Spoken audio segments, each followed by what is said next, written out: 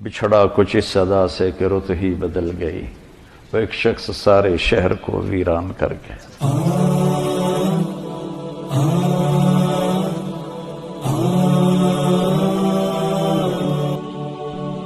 خدا بندہ تیرا بندہ وہ دنیا چھوڑ آیا ہوں، بدن سے روح اور سانسوں کے رشتے توڑ آیا ہوں۔ یہاں رک کر ایک مسئلہ سمجھو۔ کچھ بھائیوں کو یہ اشکال ہے کہ جہنم ہمیشہ نن مسلم جہنم میں ڈالا جائے گا اور ہمیشہ جلتا رہے گا۔ تو کچھ سمجھ میں نہیں آتا اتنی لمبی سزا۔ اس سے کہو جنت تیرے نزدیک ہمیشہ چلنی چاہیے یا فنش ہونی چاہیے؟ کہ نہیں، جنت تو ہمیشہ چلنی چاہیے، وہ تو مجھے ملے گی۔ واہ، مومن جنت کے بارے میں تو یہ چاہتا ہے کہ جنت تو ہمیشہ چلے، کیونکہ جنت میں مجھے جانا ہے، جنت فنش نہ ہو، ختم نہ ہو۔ مگر جہنم کے بارے میں اس کو اشکال ہوتا ہے کہ جہنم ہمیشہ چلے، اتنی لمبی سزا نن مسلم کو ملے، یہ بات سمجھ میں نہیں آتی۔ جنت کا مسئلہ سمجھ میں آ جاتا ہے، جہنم کا نہیں سمجھ میں آتا، حالانکہ دونوں سیم مسئلے۔ اگر جنت ہمیشہ چلے گی اور تیری سمجھ میں آتے ہے تو جہنم بھی ہمیشہ چلے گی اور تجھے سمجھ لینا چاہیے۔ اور اگر جہنم کی تو خواہش کرتا ہے کہ ختم ہو تو جنت کی بھی خواہش کر کے ختم ہو، وہ تو خواہش تو کرتا نہیں۔ اس لیے میرے بھائی اس مسئلے کو سمجھ لو۔ جنت در حقیقت صلہ ہے ایمان کا، اعمال کا نہیں، اور ایمان کنٹینیوس میٹر ہے، حقیقت ہے۔ 50 سال میں مرے گا ایمان رہے گا، 100 سال میں مرے گا ایمان رہے گا، 1000 سال میں مرے گا ایمان رہے گا۔ پہلے اللہ کے بندے ہزار سال کی زندگی پاتے تھے تو ایمان کے ساتھ ہوتے تھے۔ بہرحال ایمان ایک کنٹینیوس حقیقت ہے، اس لیے جنت جو اس کا صلہ ہے وہ بھی کنٹینیوس ہے۔ اسی طرح سے ایمان کی جو ضد ہے کفر، اللہ کا انکار، اللہ کے ساتھ پارٹنر گرداننا، یہ بھی ایک کنٹینیوس حقیقت ہے۔ بس اس کی جو سزا ہے جہنم وہ بھی کنٹینیوس ہے۔ اب رہے مومن کے نیک کام، تو وہ جنت میں ایمان کے تابع کر دیے جائیں گے، اور جنت میں جب نیک کاموں کا صلہ ملے گا تو وہ بھی تا ابد ملے گا۔ اور مومن کے جو گناہ ہیں وہ گناہ ایمان کے تابع نہیں ہو سکتے، دونوں کی حقیقتیں الگ ہیں۔ لہذا مومن کو اس کے گناہوں کی سزا 4 جگہوں میں ملتی ہے۔ اس دنیا میں چلتے چلتے ٹھوکر لگی، گرا، ایک گناہ معاف ہوا، ماں باپ کی خدمت کی، خوشحال زندگی ملی اسی دنیا میں، خاندان کے ساتھ حسن سلوک کیا، زندگی بڑھ گئی۔ یہ سب نیکیوں کا صلہ اسی دنیا میں ملتا ہے۔ برائیوں کی سزا بھی، کسی معاشرے میں زنا عام ہو گیا تو قتل و قتال شروع ہو جائے۔ جس سوسائٹی میں زنا عام ہوگا وہاں ایک دوسرے کو قتل کرنے کا سلسلہ شروع ہو جائے۔ جس سوسائٹی میں ڈنڈی مارنا، کم تولنا عام ہو جائے گا وہاں قحط سالی شروع ہو جائے گی، بارش کم ہوگی۔ یہ سزائیں ہیں گناہ کی۔ تو بعض گناہوں کی سزائیں بھی اسی دنیا میں ملتی ہیں، بعض نیک کاموں کا اچھا بدلہ بھی اسی دنیا میں ملتا ہے۔ پھر دوسری جگہ ہے قبر کی زندگی۔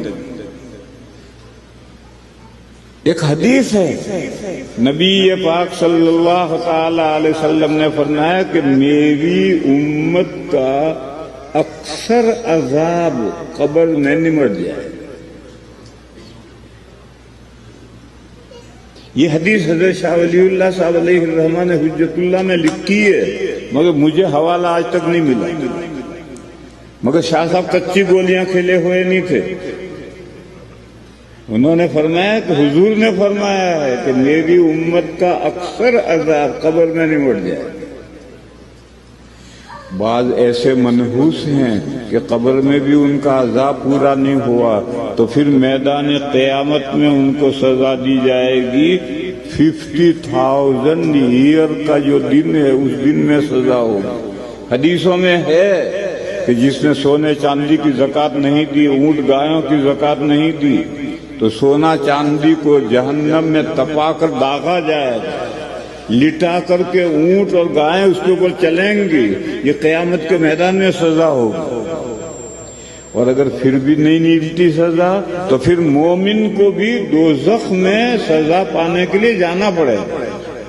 مگر وہ ہمیشہ کے لیے نہیں جائے گا. کسی نہ کسی دن اس کو دوزخ سے نجات ملے گی، مگر اس کو جہنم کی بھٹی میں جانا ہے.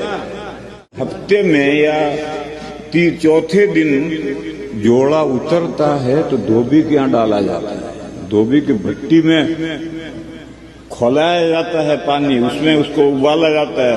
پھر گھاٹ پر لے جا کر کے ڈنڈا بجایا جاتا ہے، خوب پٹکا جاتا ہے کپڑے کو پتھر پر.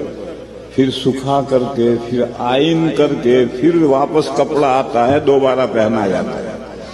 تو جہنم کی بھٹی جیسے دھوبی کی بھٹی میں میلے کپڑے کو جانا ہے، اور جب تک وہ صاف ستھرا نہیں ہوگا بدن پر نہیں آئے گا.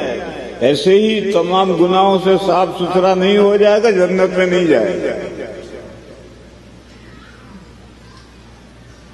تو گناہ ان 4 مرحلوں میں، دنیا میں، قبر میں، میدان حشر میں اور جہنم میں سزا ملنی. اللہ معاف کر دیں کسی کو، کسی کی سفارش سے بخش دیں، وہ الگ بات ہے. اور نیکیاں ایمان کے تابع ہو جائیں گی اور تا ابد اس کا صلہ جنت میں استعمال کرے گا. ایسے ہی کفر یہ کنٹینیوس حقیقت ہے، اس کی سزا جہنم ہے. جہنم کفر کی سزا. اور کافر کے جو گناہ ہیں وہ اس کے کفر کے تابع کر دیے جائیں گے، اور اس کی سزا جب آخرت میں ملے گی تا ابد ملے گی.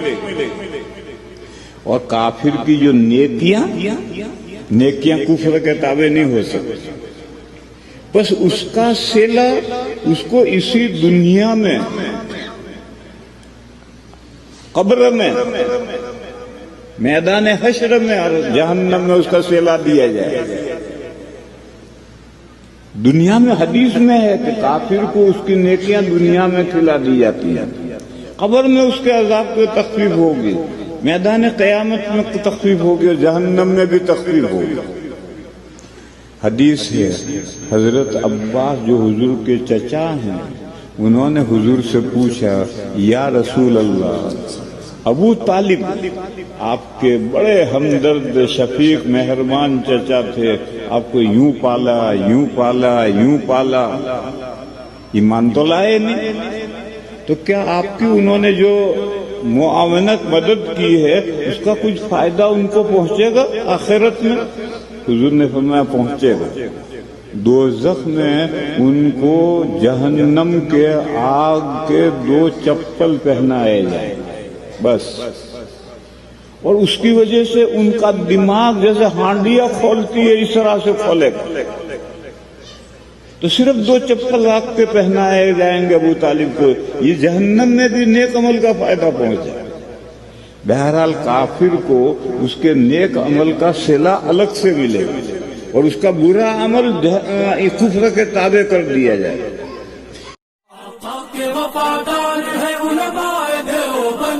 اسلام کے غمخوار ہے علماء دیوبند، آقا کے وفادار ہے علماء دیوبند، اسلام کے غمخوار ہے علماء